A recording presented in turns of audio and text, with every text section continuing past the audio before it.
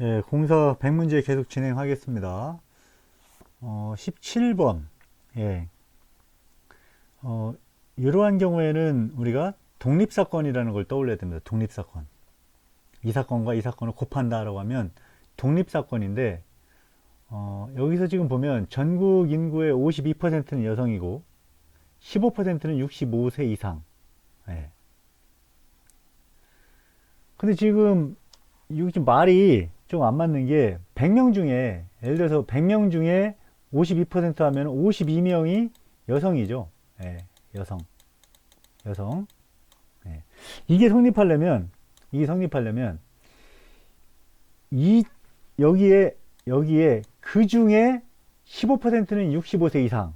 그러면 여기에다가 0.15 해가지고 약 7.8명, 8명이 65세 이상 여성이다. 이렇게 할 수 있는데 여기에 말이 빠졌죠. 그 중이란 말이 빠졌기 때문에 이 15%는 남성도 있고 여성도 있다라는 거죠.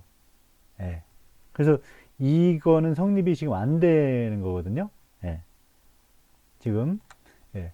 곱셈 정리가 성립되지 않죠. 이거는 예. 여기에 그냥 이렇게 되어 있기 때문에 이 중에 15%는 그렇게 얘기가 들어가야 이게 성립이 되는 거죠. 그래서 1번 안 맞고요. 조건방률은 마찬가지죠. 이 중에 이게 돼야 되는 건데 이것도 맞지 않고 지금 독립적이지 않기 때문에 맞지 않다. 이게 맞습니다. 배타적이라는 것은 다른 말로 하면 배반사건이죠. 배반사건. 배반사건. 공통된 게 전혀 없다라는 얘기예요. 공통된 확률이 A와 B 사이에 공통된 부분이 전혀 없다라는 거죠. 근데 이거는 공통된 부분은 있죠. 이 15%는 여성일 수도 있고 남성일 수도 있고 있기 때문에 이거 4번도 맞지 않다. 자, 여기서 핵심은 자, 요거를 물었을 때 독립사건이다라는 걸 딱 떠올려야 돼요. 그리고 이게 이 말이 주어진 문제에서 이 말이 과연 이렇게 곱할 수 있는가? 그거를 판단하면 풀 수 있겠습니다. 18번. 18번은요, 상호 배타적인 상황. 이건 아까 뭐라고 했어요? 배반사건이라고 했죠. 배반사건. 배반사건. 즉, P, A, N, B가 공통된 게 없다라는 거죠. 그러면 여기서 뭐 금방 나오죠. P, A, U, P. 저거는 0.6은 0.4 플러스 뭐다? P, B다라는 거죠. P, B다.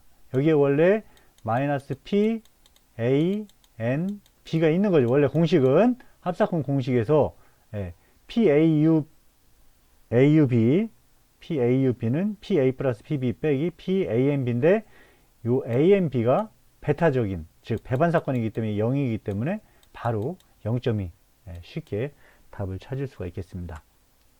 쉬운 문제고요. 자, 이거는 한참 생각했는데요.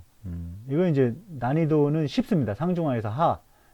이게 지금 80, 이거 보면 82, 79 이렇게 해서 이거를 여기에다가 표현하는 거예요. 예를 들어서 이게 5라고 했을 때 6, 7, 8. 8에 대해서 대충 하나. 7에 대해 79니까 거의 80이니까 둘 정도 되는 거예요. 55니까 여기 하나. 83이니까 셋. 70이니까 하나. 72 하나. 여기 보는 거죠. 88이니까 넷. 75니까 셋. 89 다섯. 40 하나. 81, 82 일곱. 이런 식으로 하다 보니까 이쪽에 많이 분포가 되는 거죠. 이쪽에. 그래서 이거를 이렇게 그래프로 그리면 이렇게 그리면 이런 식이 된다라는 거죠. 그래서 왼쪽으로 꼬리가 긴 분포가 된다라는 거죠. 이런 문제 나오면은 이렇게 여기 그래프로 그려가지고 그걸 맞출 수 있습니다. 넘어가고요.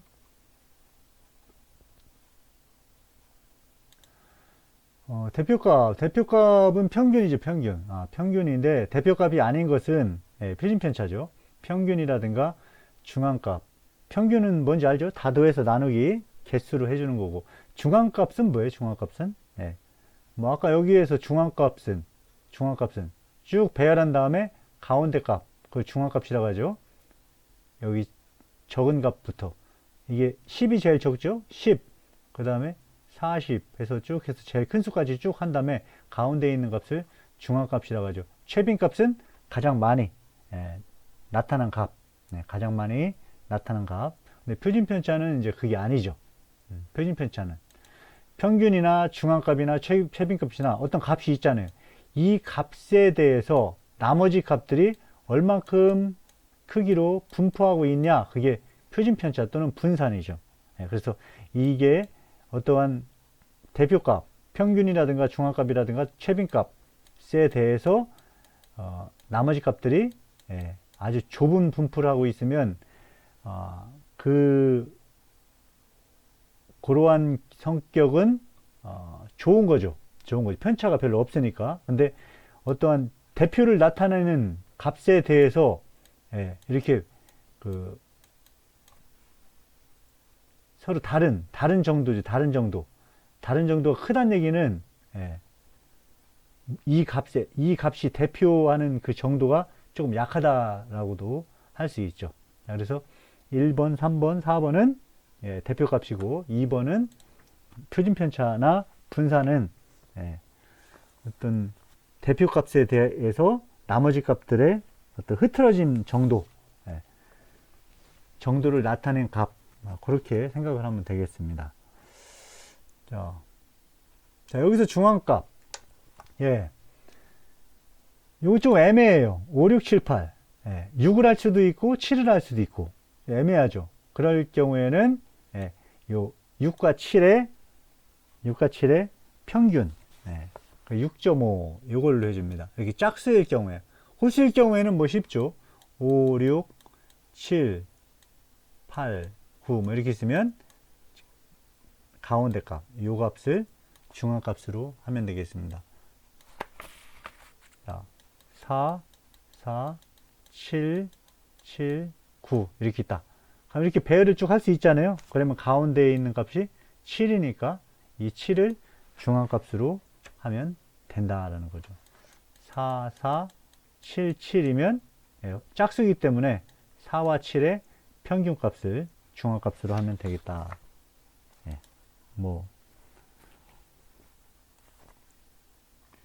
그 다음에 이거 평균 점수도 뭐 크게 어렵지 않죠. 그래서 여기 20인과 25인 여기 함정일 수 있어요. 그래서 결국 20 곱하기 92점 하면 총점이죠. A반의 총점이 나오죠. 총점. 그 다음에 B반의 총점은 25 곱하기 83 하면 B반의 총점.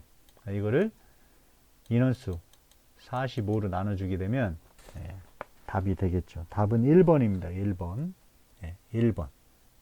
이렇게 하는 경우가 있죠. 그냥 92점. A반의 평균 점수, B반의 평균 점수 나누기 2. 이렇게 할 수도 있겠죠. 근데 이것보다는 요게 좀 더 평균을 더 잘 나타내는 그러한 방법이라고 할 수 있겠습니다. 이것도 이렇게 해도 틀린 건 아니에요. 이렇게 해도. 근데 요것보다는 요렇게 하는 게 여기서 요구하는 이 평균 점수라는 것은 요 방식으로 계산해라라는 뜻이 되겠습니다. 분산. 이상 분산인데요. 이게 조금 애매해요. 이게 3, 7, 1, 5, 23의 분산. 이게 여러분들 조금 이거를 알고 있어야 돼요. 모집단의 분산. 그 다음에 표본 집단의 분산과 표준편차. 모집단의 분산과 표준편차.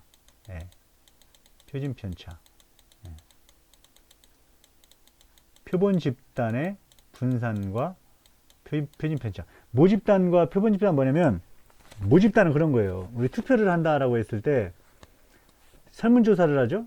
그러면 대한민국이 5천만이다 그러면 5천만에 대해서 다 설문조사하면 그게 가장 정확한 거죠.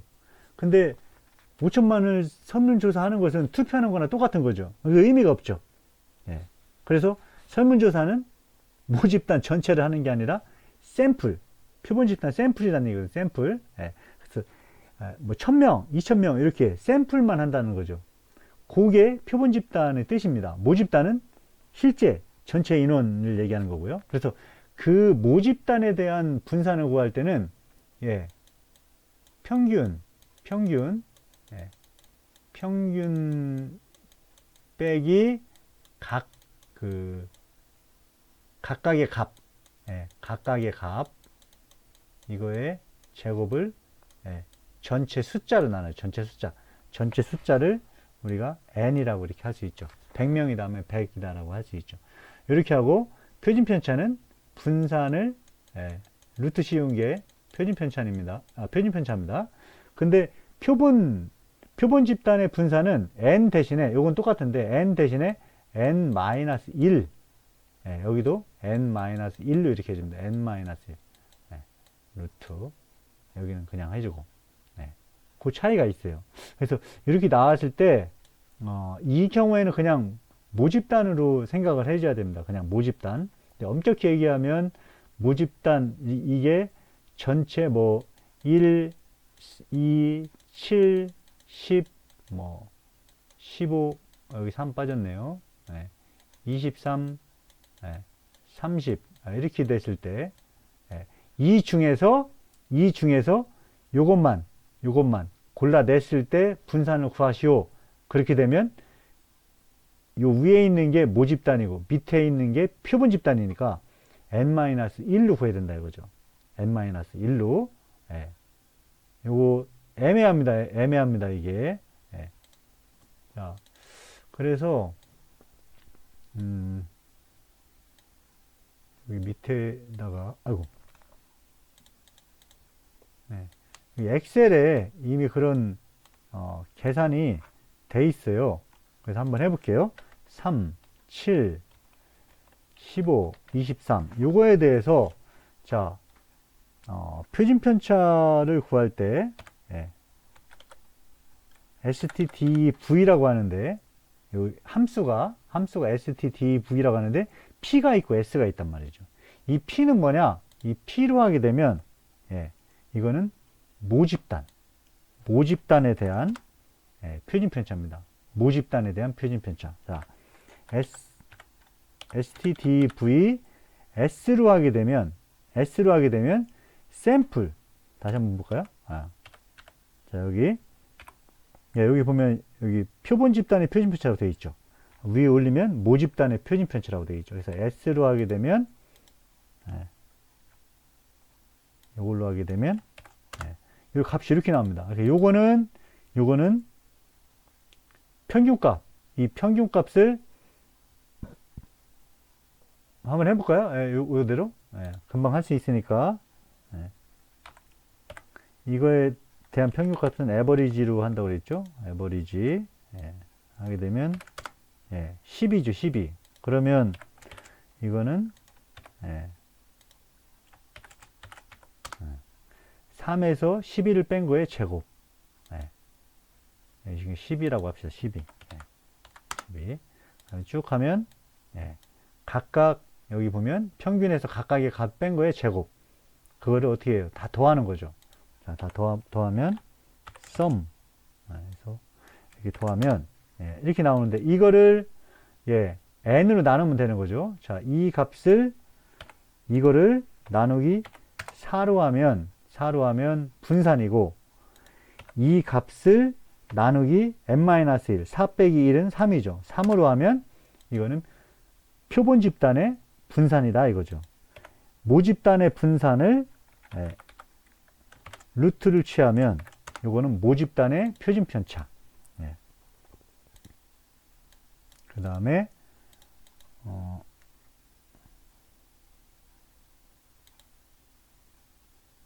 잘못했네요. 그 다음 SQRT 표본 집단의 분산을 루트를 취하면 요거는 표본 집단의 표준 편차. 그렇죠? 똑같이 나오죠? 모집단의 표준 편차 모집단의, 표본 집단의 표준 편차, 모집단의 분산, 표본 집단의 분산. 그래서 요 경우에는 모집단의 분산이기 때문에 59로 된다 이거죠. 59. 예. 59. 그래서 여러분들이 그냥 무턱대고 풀지 말고요. 풀지 말고 분산 또는 표준 편차는 모집단과 표본 집단 이렇게 나눌 수 있는데, 문제에서 혹시 모집단의 분산이냐 아니면 표본 집단의 분산이냐를 묻는 거냐를 한번 볼 필요는 있다는 거죠. 근데 국토정보공사에서 요거의 답을 1번으로 했거든요. 그렇다는 얘기는 이런 문제가 나왔을 때는 요거는 모집단의 분산 또는 모집단의 표준 편차를 구하는 거구나. 모집단의 분산 또는 모집단의 표준 편차를 구하는 거구나. 그렇게 이해를 하면 되겠습니다. 모집단의 분산, 모집단의 표준 편차는 분모가 n입니다. n.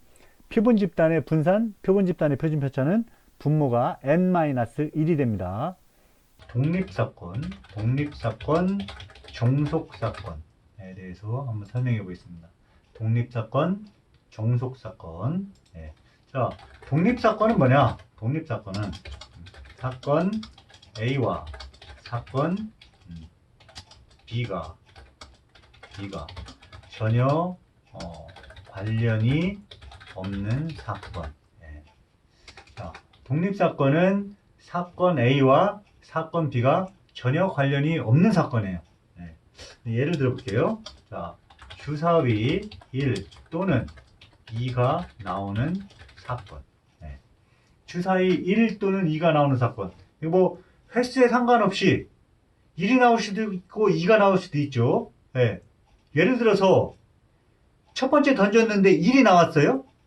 그 다음에 던졌는데 여기 쓸게요. 횟수에 상관없다. 횟수에 상관이 없어요. 이때. 그러니까 여러 번 던지는 거예요. 자, 주사위를 딱 던졌는데 1이 나왔어요. 그럼 그 다음에 또 던졌어요. 그러면 1이 나왔기 때문에 그 다음에는 1이 안 나오나요? 네.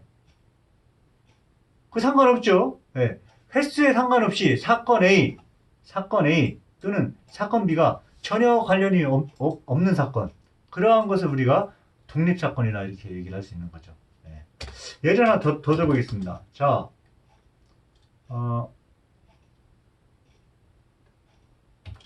사건 A는, 사건 A는 주사위를 던져서 1이 나올 사건. 이렇게 쓰고요. 사건 B는 동전을 던져서 앞면이 나올 사건. 이렇게 되면, 자, 독립사건은 뭐라고 했어요? 정의가 사건 A와 사건 B가 전혀 관련이 없는 사건이다 이거죠. 그럼 사건 A를 우리가 주사위를 던져서 1이 나올 사건이라고 정의하고, 사건 B를 동전을 던져서 앞면이 나올 사건이라고 했을 때, 주사위 던져서 1이 나왔어요. 그러면 이 동전을 던져서 반드시 앞면이 나와야 되나요? 뒷면이 나올 수도 있죠. 이거하고 주사위 던지는 거하고 동전 던지는 거는 전혀 관련이 없다. 네, 그러한 사건을 우리가 독립사건이라고 한다라는 거죠. 하나만 예를 더 들어볼게요. 예. 예. 자, 10명의 학생이 순서대로 주머니에서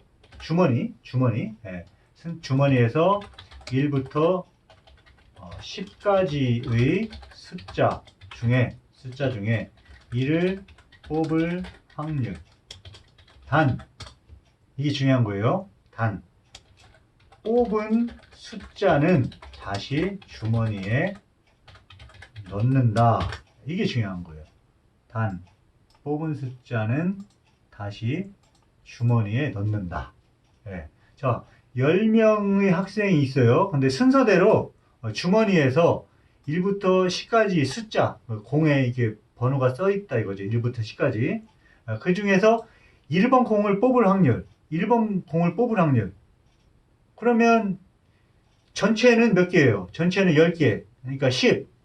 1을 뽑을 확률은 하나. 10분의 1이죠. 10분의 1. 예? 이거는, 예. 이거는, 예. 10분의 1이죠. 10분의 1. 10분의 1인데, 이럴 경우에만 10분의 1이 되는 거죠. 단, 뽑은 숫자를 다시 주머니에 넣기 때문에, 다시 전체의 개수는 몇 개가 되는 거예요? 10개가 되는 거잖아요. 10개. 그러니까, 네, 앞에 사건과 그 다음 두 번째 학생이 또 뽑을 확률도, 첫 번째 학생이 뽑을 확률도, 첫 번째 학생이 뽑을 사건이 10분의 1, 두 번째 학생이 또 뽑을 그 확률이 10분의 1, 계속 10분의 1이죠. 이거는. 이런 거를 독립사건이다. 독립사건. 예. 그러면, 종속사건이라는 게 있어요. 종속사건. 독립사건의 반대, 종속사건. 종속사건은 뭐냐? 사건, 예. A가 사건 B에 영향을 주는 사건. 이런 거를 종속사건이라고. 아까는 전혀 영향을 안 줬어요. 근데 종속사건은 영향을 주는 사건입니다. 예. 예를 들어 볼게요. 예. 자, 아까 요거를 해볼게요. 예. 자, 그대로. 예.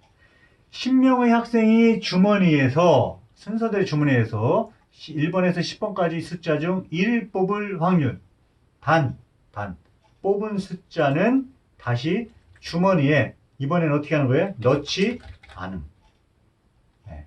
안 넣는 거예요. 그러면 어떻게 되냐? 자,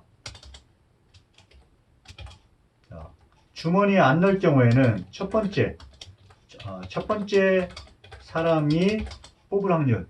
첫 번째 사람은 주머니 속에 숫자가 몇 개? 10개. 그 중에 1을 뽑을 확률은 10분의 1이 되는 거죠. 그렇죠? 첫 번째 사람이 숫자 1을 뽑을 확률은 10분의 1이 된다. 네. 자, 그러면 첫 번째 사람이 1을 뽑을 수도 있고 뽑지 못할 수도 있어요. 자, 1을 뽑지 못한 경우에 두 번째 사람이 뽑을 수 있죠. 1을 뽑지 못한 경우에 두 번째 사람이 1을 뽑을 확률은, 자, 첫 번째 사람이 하나를 뺐단 말이에요. 1부터 10까지 숫자 중에 하나를 뺐어요. 그러면 주머니 속에 남아있는 숫자는 몇 개? 9개죠. 9개. 그리고 그 9개 중에 1이 있죠. 그래서 이때는 9분의 1이 된다 이거죠. 9분의 1. 이런 경우에 무슨 사건이라고 하냐? 종속사건이라. 종속사건. 예? 종속사건.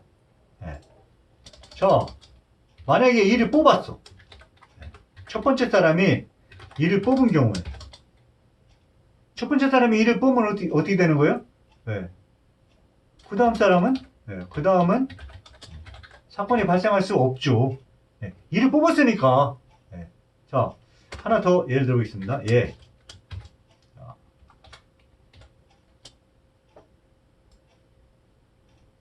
똑같은 예를. 자, 이렇게 했는데, 10명의 학생이 순서대로 1부터 10까지 숫자 중에 1 또는 2를 뽑을 확률은 단, 뽑은 숫자는 다시 주머니에 넣지 않음. 자, 이렇게 있었습니다. 10명의 학생이 이번에도 1부터 10까지 숫자 중에서 뽑는데, 이번에는 1 또는 2를 뽑을 확률이에요. 그러면 아까처럼 여기서 똑같이 한번 해봅시다. 자. 첫 번째 사람이 1 또는 2를 뽑을 확률. 자, 전체 숫자는 몇 개? 10개. 그 다음에 1 또는 2니까, 경우의 수는 두 가지. 그 10분의 2가 되죠. 10분의 2. 자, 이번에는 1 또는 2를 아니라 1 또는 2를 뽑지 못한 경우 두 번째 사람. 1 또는 2를 뽑지 못한 경우에 두 번째 사람은 어떻게 되냐? 자, 첫 번째 사람이 10개 중에 뽑았는데 1 또는 2가 안 해요. 그러면 주머니에 남아있는 것은 몇 개? 9개. 주머니에 남아있는 건 9개. 1 또는 2가 못 뽑았으니까 주머니에 그 9개 중에 1과 2가 다 들어있죠. 그래서 역시 계속 이렇게 된다 이거죠. 첫 번째 사람이 확률은 10분의 2, 두 번째 사람은 9분의 2. 이 틀리잖아요. 이게. 예? 틀리잖아요. 그러니까 이 경우에는 문제가 있는 거죠. 아까 독립 사건일 경우에는 계속 예, 첫 번째 사람이나 두 번째 사람이나 계속 확률이 10분의 1 똑같죠. 똑같은데 종속 사건일 경우에는 앞에 그 사건에 영향을 받는 거죠. 영향을 주는 사건. 영향을 받기 때문에 두 번째 예 같은 경우에는 첫 번째 사람은 10분의 2인데 두 번째 사람은 9분의 2가 되는 거죠. 자, 1을 뽑은 경우에는 그럼 어떻게 되냐? 네? 네.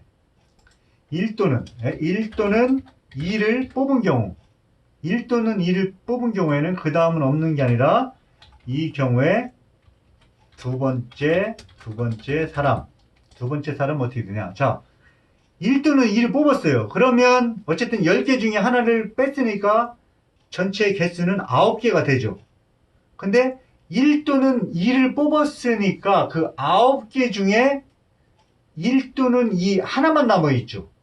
그러니까 이 경우에는 자, 전체는 9개고 하나만 남아있으니까 1 또는 2를 뽑은 경우에 두 번째 사람이 그 1 또는 첫 번째 사람이 1 또는 2를 뽑은 경우에 두 번째 사람이 1 또는 2를 뽑을 확률은 9분의 1이 된다 이거죠. 그러니까 이 경우와 첫 번째 사람이 어떻게 하느냐에 따라서 두 번째 사람은 확률이 막 바뀐단 말이죠. 이렇게. 이런 거를 무슨 사건이라고 한다? 종속 사건이라고 한다. 종속 사건. 조금 여러분들이 이해하기 좀 어려울 수 있어요. 합사건, 곱사건, 여사건, 배반사건, 막 종속사건, 독립사건.